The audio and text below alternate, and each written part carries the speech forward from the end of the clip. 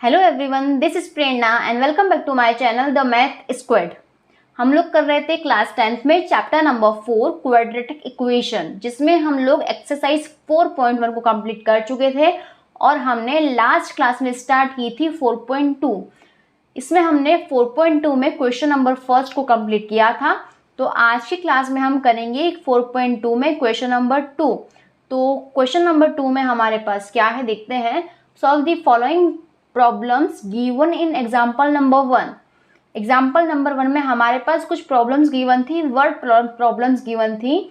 वहां पर तो हमें इन क्वेश्चंस के अकॉर्डिंग जस्ट क्वाड्रेटिक इक्वेशन का फॉर्मेशन करना था, ठीक है। लेकिन आज हमें इस प्रॉब्लम को पूरा सॉल्व करना है, यानी कि हमारे पास जो x है, अननोन है, उनकी वैल्यू हमें फाइंड आउट करनी है, ठीक है। क्वेश्चन देखते हैं। क्वेश्चन है हमारे पास, जॉन एंड जीवंती टुगेदर है 45 मार्बल्स। जॉन और जीवंती के दोनों के पास में 45 मार्बल्स है। Both of them lost 5 marbles each. दोनों के पास में ही जो 5 मार्बल्स है वो लॉस्ट हो गए, ठीक है। मतलब जॉन के पास स्टार्टिंग में इनिशियली जितने भी नंबर ऑफ मार्बल्स थे उसमें से 5 मार्बल्स जॉन के पास से लॉस्ट हो गए और जीवंती के पास जितने भी मार्बल्स थे उतने में से 5 मार्बल जीवंती के पास से लॉस्ट हो गए। ये हमारे पास क्वेश्चन है। And the product of the marbles of they have now is 124। अब लॉस्ट होने के बाद में जॉन के पास के 5 मार्बल्स निकल गए, जीवंती के पास जितने भी मार्बल्स थे 5 मार्बल्स निकल गए, ठीक है। लेकिन अब जो रिमेनिंग रहा है इन दोनों का प्रोडक्ट हमारे पास 124 है। क्या है? 124 है। अभी हमें ये बताना है कि स्टार्टिंग में we would like to find out how many marbles they had to start with. Initially इन दोनों के पास में कितने मार्बल थे जब इन्होंने गेम को स्टार्ट किया था। मतलब जब इनके पास मार्बल्स थे स्टार्टिंग में तो कितने मार्बल्स थे? 5 मार्बल्स लॉस्ट होने से पहले कितने मार्बल्स थे, ये हमें फाइंड आउट करना है। तो हमें ये तो नहीं पता कि जॉन के पास कितने हैं, जीवंती के पास कितने हैं, लेकिन हमें इतना पता है कि जॉन और जीवंती के पास जितने भी मार्बल्स हैं इन दोनों का सम तो 45 ही रहेगा। ये बात तो बहुत ही ऑब्वियस है ना। तो अगर हम ये मान लें कि जॉन के पास अगर x मार्बल है तो क्या जीवंती के पास 45 में से x को माइनस करेंगे तो वो मार्बल्स नहीं हो जाएंगे? देखते क्वेश्चन को समझते क्या है कि दोनों के पास मार्बल का सम 45 है। ये बहुत सिंपल चीज है। जॉन के पास अगर x मार्बल है तो जीवंती के पास कितने रहे? x, अगर उस पूरे 45 में से x को हम माइनस कर दें तो वो जीवंती के पास है तो मार्बल्स रहे हैं, तो जीवंती के पास मार्बल्स 45 माइनस x रहे हैं, ठीक है। तो ये आपको चीज समझनी होगी कि जॉन के पास कितने हैं, जीवंती के पास कितने हैं, ठीक है। तो हम ये सपोज कर लेते हैं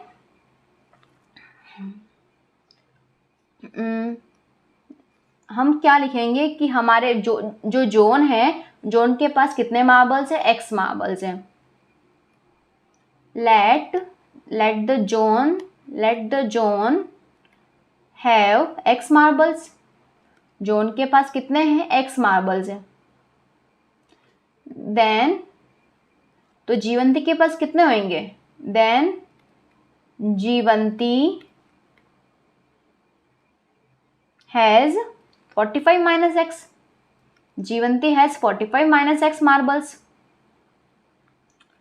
ठीक है। क्योंकि इन दोनों के पास जो मार्बल्स है, जॉन के पास और जीवंती के पास मार्बल्स का जो सम है वो 45 है, इसलिए। अब हुआ क्या? अब हुआ ये कि इसने भी 5 मार्बल्स खो दिए और इसने भी 5 मार्बल्स खो दिए। तो अब लिखेंगे नाउ द जॉन हैज। अब जॉन के पास कितने रहे? Now the John has x minus 5 and Jivanti has. अब जीवंती के पास कितने रहे?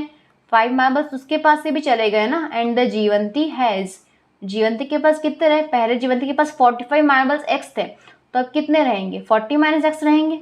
5 मार्बल्स इसके पास से भी चले गए। लेकिन जितने भी मार्बल्स हैं इनके पास, इन दोनों का जो प्रोडक्ट है वो 124 है। ये हमें पता है। ये क्या है? 124 है।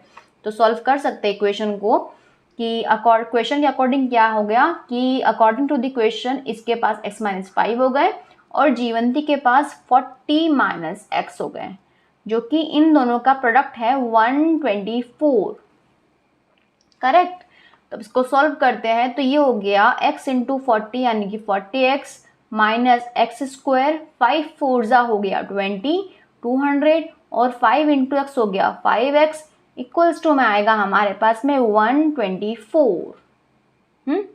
तो यहाँ पे 5x और 40x इन दोनों का सम कितना हो गया 45x हो गया। इसको हम इधर शिफ्ट कर देंगे तो ये हो जाएगा 200 माइनस का 124, तो ये माइनस है और ये माइनस, सॉल्व करने पर ये 324 बन गया और यहाँ पर हमारे पास माइनस का एक्स स्क्वायर है। समझ में आ गई ये चीज। तो एक्स स्क्वायर के साइन को हम पॉजिटिव रखते हैं जनरली, तो ये हो गया हमारे पास 45x और यहाँ पे हो जाएगा प्लस का 324 इक्वल्स टू 0। ठीक है, ये आ गई हमारे पास में इक्वेशन। इक्वेशन को हमें सॉल्व करना है प्राइम फैक्टराइजेशन मेथड से, प्राइम फैक्टराइजेशन मेथड से सॉल्व करना है हमें। तो आप फैक्टर करेंगे 324 के, 124 ही है ना ये, 120, ठीक है। तो यहाँ पर हम फैक्टर करेंगे 324 के, फैक्टर करने पर अगर 4 लेते हैं यहाँ पे 4 8 हो गया, 4 1 हो गया, 3 से करेंगे तो 3 यहाँ पे 27 हो जाएगा, फिर 3 से करेंगे तो 3 9 ठीक है, फिर अगर 3 से करेंगे तो 3 3 और ये हो गया 1। तो मतलब ऐसे करना है कि हमें उन दो नंबर का सम करने पर 45 आना चाहिए, 45 सम आना चाहिए। तो 4 3 12, 3 3 9, 9 3 27, सम करने पर आना चाहिए 45। 4 3 12, 12 3 36, 4 3 12, 12 3 36, तो 36 और यहाँ पर है 3 3 9, तो 36 प्लस 9 क्या बनता है 45 बनता है और मल्टीप्लाई 24 आ ही जाएगा। तो ये हमारे फैक्टर होंगे इस क्वेश्चन में। ये हो जाएगा x square minus 36x minus का 9x प्लस का 324 इक्वल्स टू 0। कॉमन ले लेते हैं, ये हो गया x माइनस का 36, यहाँ से माइनस 9 कॉमन आएगा तो ये भी आएगा हमारे पास में x माइनस 36 इक्वल्स टू 0। तो एक बार x की वैल्यू आ गई x माइनस 36, एक फैक्टर ये बनेगा और एक फैक्टर बनेगा x minus 9 equals to 0। Solve करने पर आएगी x इक्वल्स टू 36 और x इक्वल्स टू 9। अगर जोन के पास 36 मार्बल है तो जीवंती के पास 45 माइनस 36 यानी कि हो जाएंगे 9 मार्बल्स ये जीवंती के पास। और यदि जोन के पास 9 मार्बल्स है तो जीवंती के पास 45 माइनस 9 यानी कि जीवंती के पास हो जाएंगे 36 मार्बल। तो मतलब कि ये अगर मार्बल जोन के पास हैं तो ये मार्बल हो जाएंगे जीवंती के पास, ठीक है। और ये मार्बल है अगर जोन के पास में तो इतने मार्बल हो जाएंगे जीवंती के पास, ठीक है। क्वेश्चन समझ में आया। नेक्स्ट क्वेश्चन की तरफ बढ़ते हैं।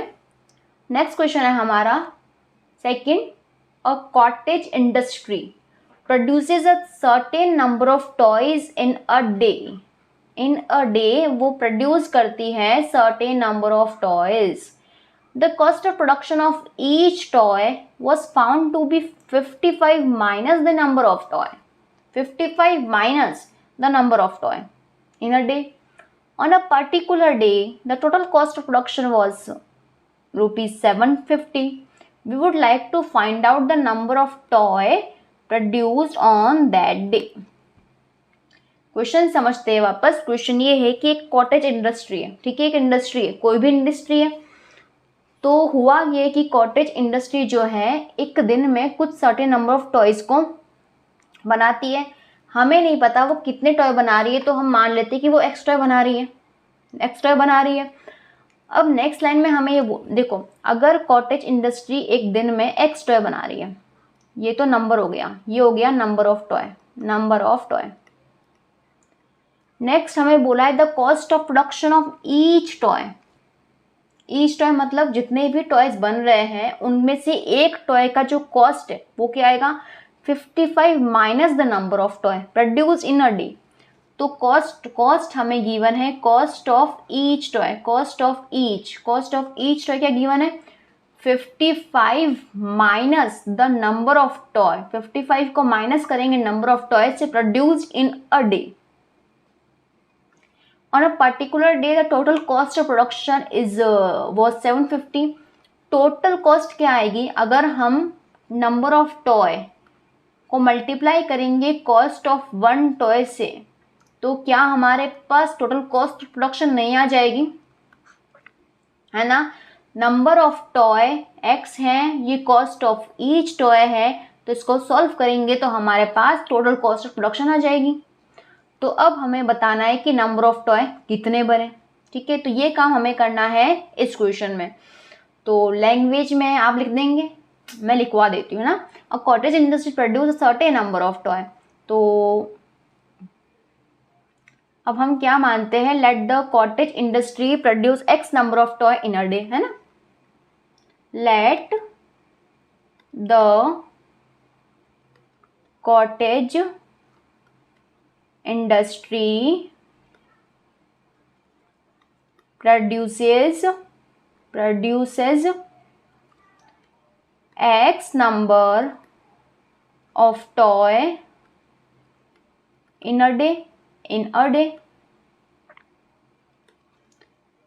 then the cost of each toy। तो क्वेश्चन के अकॉर्डिंग एक टॉय की कॉस्ट क्या हो जाएगी, वो हो जाएगी 55 माइनस एक्स, ठीक है। यही बोला है ना कि 55 minus the number of toy product produce in a day. On a particular day the total cost of production was 750। तो कंडीशन क्या डाली है इन्होंने, on a particular day, on a particular day the total cost of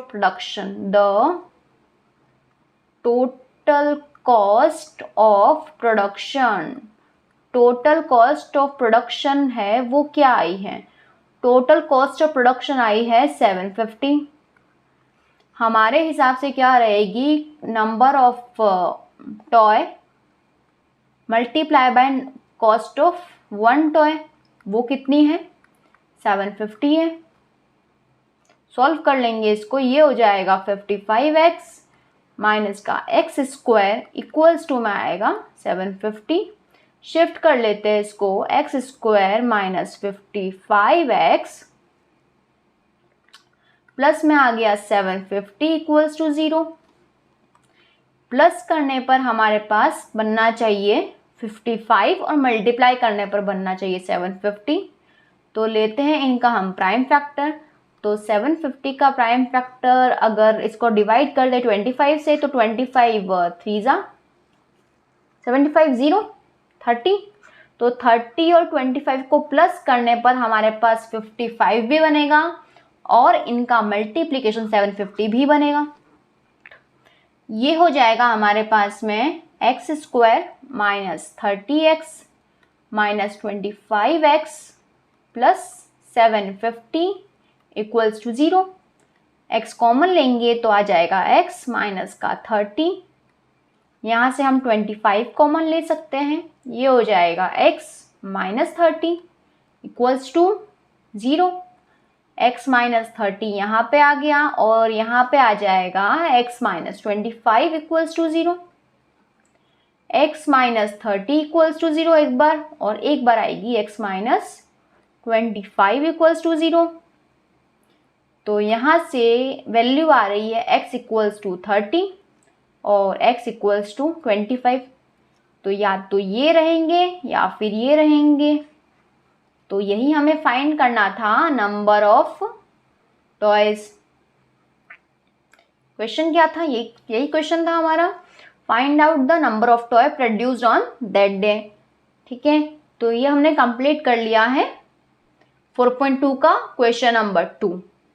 ठीक है, जिसमें हमने solve किया है एग्जाम्पल नंबर 1 में हमने किया था, क्वाड्रेटिक इक्वेशन में रिप्रेजेंट किया था, वहां पर क्वेश्चन आपका यहीं पे कंप्लीट था। लेकिन अब आप इसको इसके आगे सॉल्व करना था, तो हमने इसको सॉल्व किया, फैक्टराइज किया, वैल्यू फाइंड आउट करी फैक्टर्स के थ्रू, तो हमारा क्वेश्चन कंप्लीट हो गया। ठीक है, अब हम नेक्स्ट क्लास में पढ़ेंगे हम नेक्स्ट कॉन्सेप्ट, जो कि हमारा यूजफुल होगा नेक्स्ट एक्सरसाइज में। आज के लिए इतना ही। लेक्चर पसंद आया हो तो लाइक कीजिएगा और चैनल को सब्सक्राइब कीजिएगा यदि आपने अभी तक चैनल को सब्सक्राइब नहीं किया है तो, और शेयर कीजिएगा। Thank you.